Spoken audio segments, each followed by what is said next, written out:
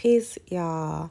So this video is going to show you two things. One, my trip to a worm casting farm, which was so cool. So this is what this is, this little scene here. Me and my good sis Shakira, we're loading up the truck. This is me speaking my truck into existence, because the way I be packing up this little Honda, you think I had like a U-Haul or something. But putting this stuff in my Honda, that's worm casting. So why do I want to use worm casting? For my garden. And I will let the owner of this beautiful establishment explain how it works. But basically, this is like the best like fertilizer / compost / plant food for your plants. So we took a trip out there, like near Magnolia, which is about an hour from Houston, and got some. And I will be back soon. So here's some information. Let's get into it. This building is kept 75, anywhere from 68 to 75 year round, air conditioned and heated. That's optimum for worms. Keeps them happy. So every 14 days they've eaten everything in their bucket, right? Mm-hmm. So they get to go on the magic rocket ride. And then all the castings fall down. The worms gently go out, come out down the end. All the castings fall into tubs there. Uh-huh. And then we take those tubs, dump them in these big white bags, and from the white bags you can see Matt and Lisa there. Wow. So how do we know how much This how is much the end product. and this is all the okay, that's really cool. Oh, that's about as good as you can get. This is 87% casting. So we have the best castings they've ever tested at Earth Fort. It's in Corvallis, Oregon. It's the national testing place. Super rich. Yeah, it looks super rich. Yeah, you can use as much as you want. It won't burn.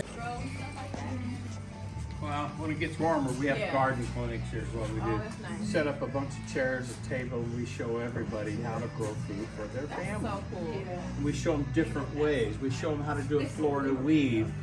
Heck, you could use wire. We have really cattle panel out there really good, but you don't need that. You could grow in tubs like that. Anytime we have something extra, we find a tub. So not only was he gracious enough to give us like a grand tour and explain the whole process to us and just talk to us all about the worm castings and what the worms eat, and they eat like they feed off of mushroom compost, and it was just so interesting, right? But then also, they get back to the community. They teach the youth and their immediate community how to grow their own food, and so he he gave us some bags so that we can pick up some radishes for free. And he was just so nice. These are the tubs that he was saying, like, they just grow stuff in. You can grow stuff anywhere, and honestly, all their plants are thriving off of the worm casting. So I'm super excited to start my garden with it. I'm actually planning another trip back there because I definitely need some more. Here's the radishes here. And I mean, honestly, this is just like, it's like a dream of mine to have, a certain amount of land so I can grow so many crops on it. And every year I want to get better and better at growing new things and try my hand at new things, so that when I get on the scale of, okay, this is my land, like I'm growing on a big scale and I'm not like messing shit up. But honestly, I was so happy to be here, and so was Shakira and Brandy, and we had a great time, and we walked away with some great education, some free radishes, and some worm castings. Oh, okay. And these are, because it got hot so fast. Pickle them. Pickle radish, so good. Look how bright it is. I know. That's what so I'm pretty. saying. I'm waiting for the ribeye. That's them castings, girl.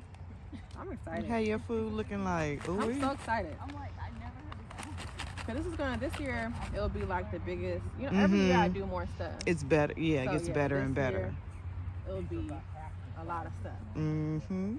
Get it. I love it. I'm going to tell you the Here's reason when he stuff gets into grows the so science well and behind so everything. big. Two science words. We have plant hormones built into our casting. We engineer it like this from what they eat. They're called cytokinins and auxins. It's like testosterone and estrogen for plants, right? So the cytokinins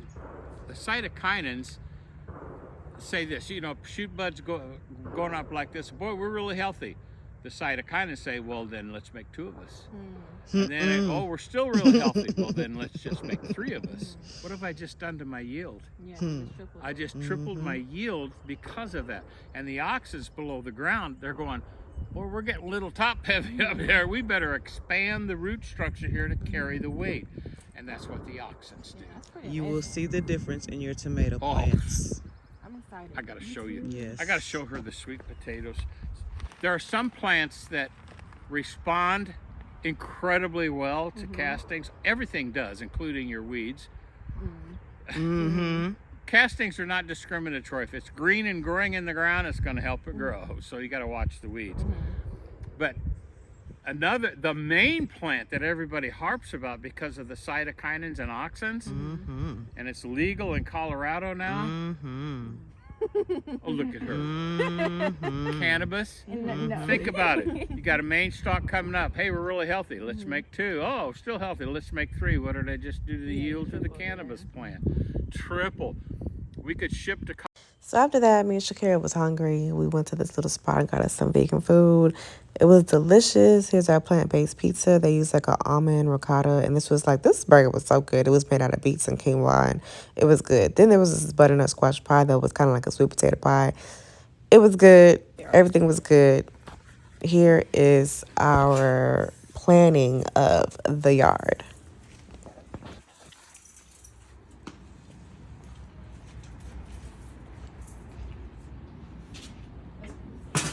So this is what we have so far. I cleared everything out.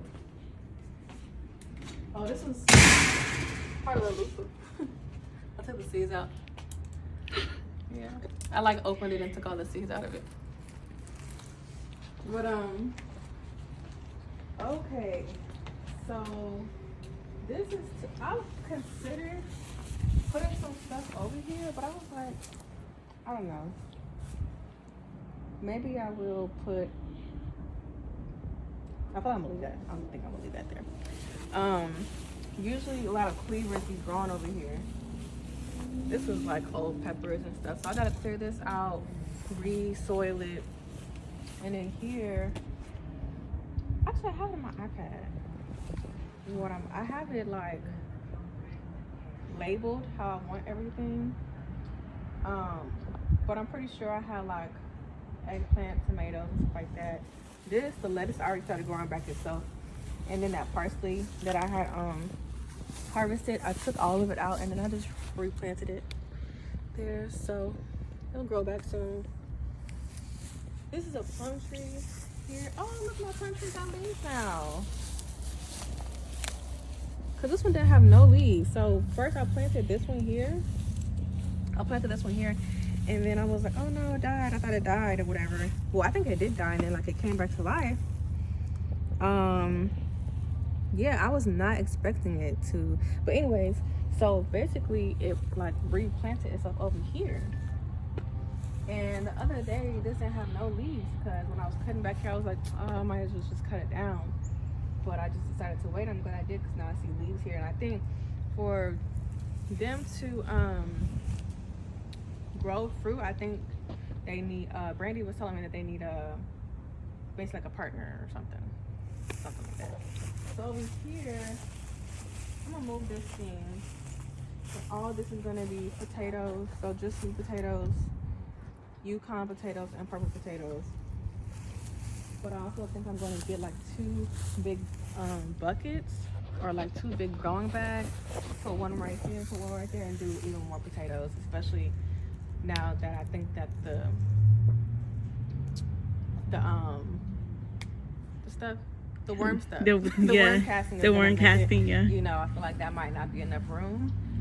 So yeah, I will either open these bricks up, but then I would have to till this a little bit. I don't really feel like doing that, so I'm gonna just grow them here and then do like probably some grow bags along the sides, because potatoes multiply pretty well.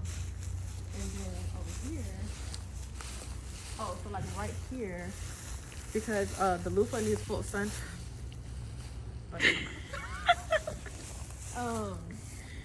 The loofah needs full sun, so I'm gonna do this trellis arch like right here for the loofah. Okay. That's a mulberry tree, by the way. What?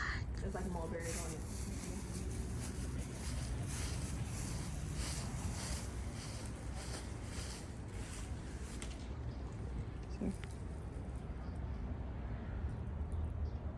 There's some dark, there's probably some really ripe ones. But yeah, along this fence line, it's gonna be beans, probably 2 different types of beans. So a trellis or something, some type of gate of beans here, and another gate of beans here. And then, I had butternut squash all around here last year, so I don't know, whatever, replanting things, and all of these, all these were for like tomatoes and stuff like that. This is what I tilled up last year. So you see how there's not really grass here. So I tilled it all the way down. I think next week what we'll do, I don't have to till it up because you can still see this dirt, but we'll need to get like a pretty heavy rake and rake up, you know, so it can loosen up the dirt. And then mix up some compost, mix up the worm castings and some other gardening soil, and then my own compost, and just mix it, lay it here, plant the seeds, water.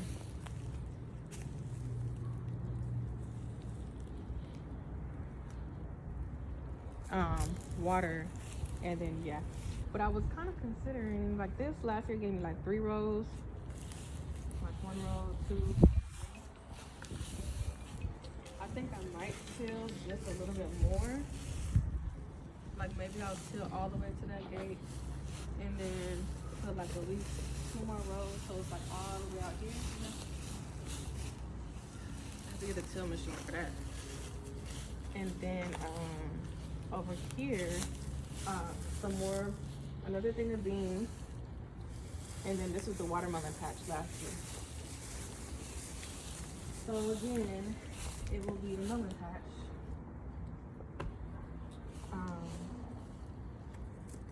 Maybe I'll open this up a little bit more all the way here, because it grows pretty good. And then we have some seedlings already going. Then I have like some kale here. I probably won't plant nothing there, but I have a big pot here, and then I have the pots that Brandon gave me, so I'll probably do put some pots like along the perimeter and stuff. And then here we got some stuff already growing. This is some corn. Melody wanted to plant that corn so bad, and I kept telling her no. I did not want to plant no corn. Let's see what we got here. This is butternut squash. So next weekend, these will all go on the ground. I need to water them today, probably. I'm gonna water all these. What's this? Onion. All kinds of Swiss chard. What's this one? Pumpkin. Another thing I did not want to grow. Melanie wanted to grow it. I don't know what this say. Melanie looked like Anthony. Melanie wrote that. What's that say? Oh my goodness. Is that supposed to say tomato? I don't know, child. We want to see into it grow. Right? Yeah, and I gotta get these. Oh, I gotta put these in the ground. Probably put them in the ground today. I'll probably put them in those raised beds so I can just plant them in there and try to bring them back to life. And yeah. So we'll see what it looks like in 6 months. Well, we'll do next weekend. We'll see what it looks like next weekend after we do all of our work. And then we'll do like another update, maybe 3 weeks. By then, stuff should be sprouting. So I'm excited. Me too. I can't wait to see the after, because right now it looks so bare and like, you know.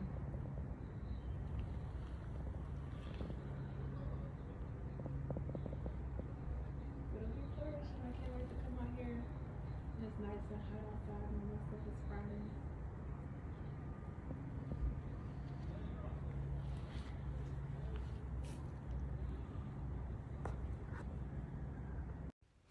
So here what I'm doing. They told me to poke little holes for the worms to have like some type of oxygen to breathe. Because I knew that I wasn't going to be planting or using them until next week, and they're just going to be, in the bag. So that's what I'm doing. And this was like I said, this is like a little before planning, so you guys are seeing it from the beginning. You guys are seeing the garden from the beginning, and my goal is to keep up with all the updates and everything like that on the channel, so y'all can see the process alongside with me. Thanks for watching, guys. Peace, light, and love. Don't forget to subscribe. I also love comments. Yeah, thanks for watching. Peace.